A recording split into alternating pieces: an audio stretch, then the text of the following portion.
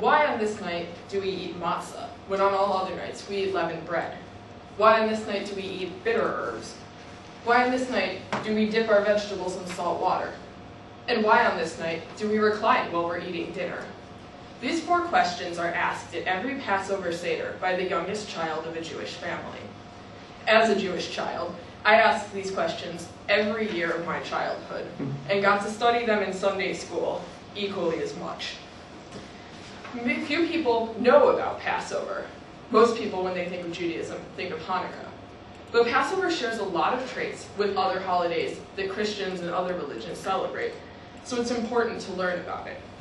The Seder plate is the central point of the Passover Seder, and it conveys deep cultural symbolism that is very important to Judaism. Now, many know about Passover, but they don't know about the Seder.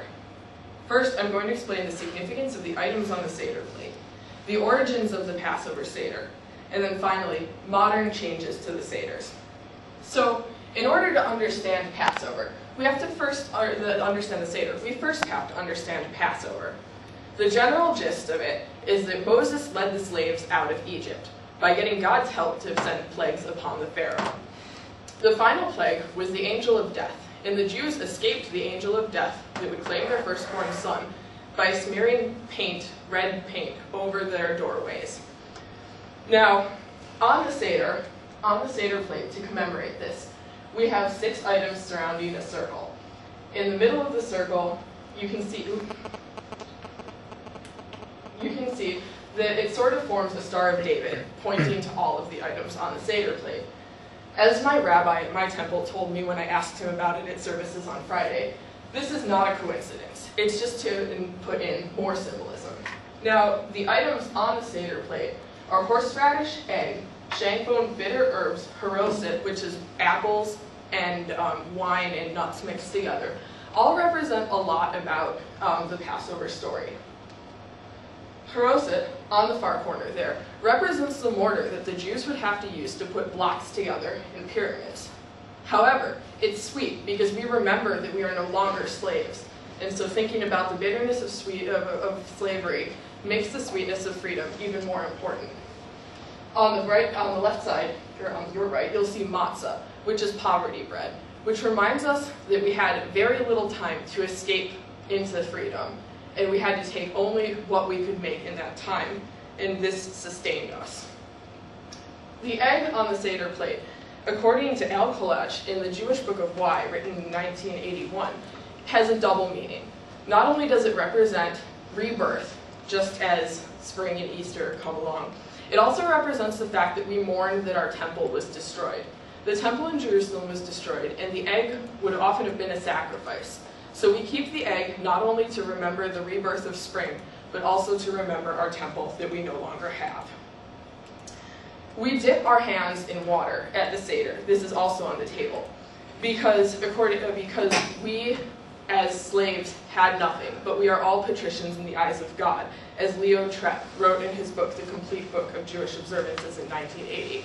This reminds us that we are we are rich in the eyes of the Lord. So now that you know about the Seder, let's learn about the biblical mandates that created Passover, as well as the Haggadah, which we read in our services. In Exodus, God tells us that we must make our children remember this miracle that He has performed, and that we must eat non-leavened bread for a festival for 7 days.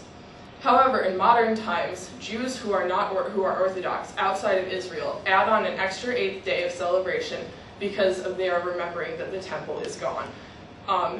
Arlene Cardozo has an interesting theory in her book, Jewish Family Celebrations, written in 1982, that the Pesach feast was originally a sort of pagan harvest festival that came and became combined with the 7 days of unleavened bread to create Passover, a festival that took the origins of rebirth and also remembering to create this holiday.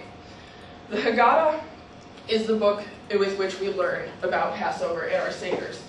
This is an example of a Haggadah from the 1400s in Italy. These obviously aren't too kid-friendly because at that point, Seders were mostly focused on grown-ups and the men in the family. Today, we have Haggadahs like this, which are meant to involve children in the Seder singing songs about Passover so that they can learn and we can fulfill the commandment that we teach our children that they remember. So now that we've learned the rules and where everything comes from, let's learn how to break them. These new traditions are important in the remembering of Passover into the modern era. Because we're not all old men who wear big hats and have long beards anymore, not that any of us ever were, now we have families. We are trying to reach out to other cultures with Judaism. Even Obama celebrated a Seder at the White House this year. In their book, Hip Kosher, author Ronnie Fine recommends that in order to get in touch with your hip teenage audience, a sushi Seder. You have a bento box, and in the 6 segments of this bento box, you put each of the items that would normally be found on a Seder plate. In addition, Christians also occasionally celebrate the Seder to get in touch with the roots of Jesus, who, as the Last Supper, was possibly a Seder meal. Karen Owen wrote in her newspaper, the Owensboro Messenger Inquirer, on April 1st, 2009, that Reverend John Phillips offers community Seders for Christians and Jews alike, but focuses on other meanings of the items in the Seder plate. Finally, Jews and African Americans share the heritage of slavery, so it makes sense that they would celebrate their freedom together. Robin Washington, a newspaper man in Duluth, Minnesota, was interviewed on NPR on April 12, 2006, and talks about his experiences with black Jew Seders. He says he claims to be the only black Jew in Duluth, Minnesota, which is not hard to believe. But he likes to bring both communities together so that we can experience our freedom together. Finally, adding to women being involved in the Seder, Anita Damon in 2003 wrote in the book Women's Seder Sourcebook that we put an orange on the Seder plate so that people will ask questions about it and understand that we can accept diversity and change things. This allows women to be at the table. Finally, so in conclusion, the Seder is the centerpiece of a rich holiday, Passover. We have learned the origins and the rules of Passover, and we've learned that we must alter them in order to obey the main commandment that we remember, that our children remember, and that future generations will remember. This is a struggle that was sad, but we make it happy because we have overcome.